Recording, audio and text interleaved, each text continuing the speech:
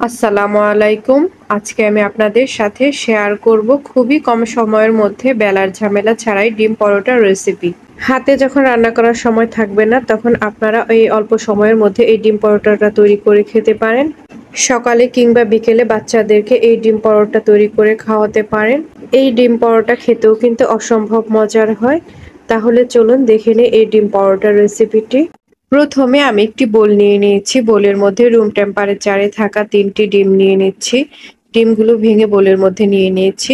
এরপর আমি এইখানে বড় সাইজের একটি পেঁয়াজ কুচি করে নিয়েছি।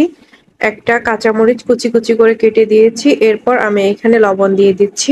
আপনারা আপনাদের স্বাদ অনুযায়ী লবণটা দিয়ে নেবেন। এরপর চামচের সাহায্যে এইভাবে করে ডিমের সাথে লবণটাকে খুব ভালো করে মিক্সড করে দেব। ডিমের সাথে লবণটাকে খুব ভালো করে মিক্সড করে নেওয়া হয়ে গেছে। এখন এই বোলটাকে একটি সাইডে রেখে দেব। এরপর আমি আরো একটি বোল নিয়ে নিয়েছি। বোলের মধ্যে ১ কাপ ময়দা দিয়ে দিচ্ছি। আপনারা চাইলে আটা ব্যবহার করতে পারেন, এটা আপনাদের ইচ্ছে অনুযায়ী। এরপর অল্প একটু লবণ দিয়ে দিচ্ছি, খুব বেশি একটা লবণ দেওয়া যাবে না।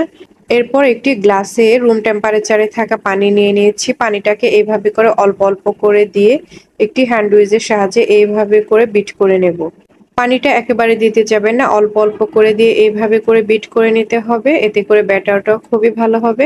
ব্যাটারের ঘনত্বটা এমন হবে, না ঘন না পাতলা, এরকম হবে। খুব ভালো করে একটা ব্যাটার তৈরি করে নেওয়া হয়ে গেছে, দেখতেই পাচ্ছেন। এখন আমি একটি প্যান নিয়ে নিয়েছি। প্যানের মধ্যে অল্প একটু তেল দিয়ে এইভাবে করে ব্রাশ করে নিচ্ছি। প্যানটাকে গরম করা যাবে না। এরপর ব্যাটারটাকে এইভাবে করে দিয়ে দেব। ব্যাটারটা দেওয়ার পরে চামচটাকে ঠিক এইভাবে করে ঘুরিয়ে ঘুরিয়ে রুটির শেপ দিয়ে দেব। চামচটাকে ডেবে দেওয়া যাবে না, হালকা করে এইভাবে করে রুটির শেপ দিয়ে দিতে হবে। আপনারা দেখতেই পাচ্ছেন রুটির মতো গোল শেপ দেওয়া হয়ে গেছে। এখন এই রুটিটাকে একদম লো টু মিডিয়াম হিটে ভেজে নেব। রুটিটা যখন এরকম হয়ে আসবে ঠিক তখনই এভাবে করে উল্টিয়ে দেব। উল্টিয়ে দিয়ে মিডিয়াম হিটে চুলার আঁচটা রাখবো।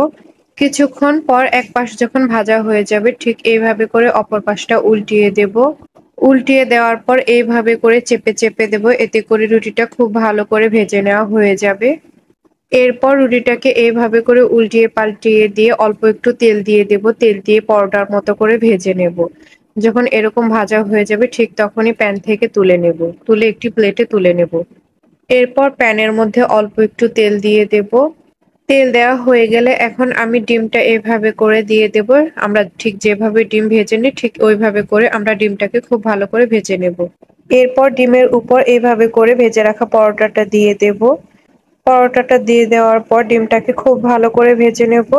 আমি ঠিক যেভাবে দেখাচ্ছি আপনারাও ঠিক এইভাবে করে করে নেবেন।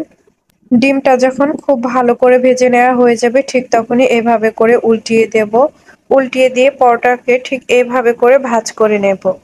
এখন পরোটাটাকে ঠিক এভাবে করে উল্টিয়ে পাল্টিয়ে ভেজে নেব। ভেজে নেওয়ার পর একটি প্লেটে তুলে নেব। এরপর ডিম পরোটাকে এভাবে করে প্লেটে নিয়ে একটি ছুরি দিয়ে এভাবে করে কেটে পিস পিস করে নেব। আপনারা আপনাদের ইচ্ছা অনুযায়ী পিস করে খেতে পারেন। যদি আমার ডিম পরোটা এই রেসিপিটা আপনাদের ভালো লাগে তাহলে অবশ্যই লাইক, কমেন্ট এবং শেয়ার করবেন। সাবস্ক্রাইব করতে কিন্তু ভুলবেন না। আর আমার এই ভিডিওটি দেখার জন্য আপনাদের সবাইকে অনেক অনেক ধন্যবাদ।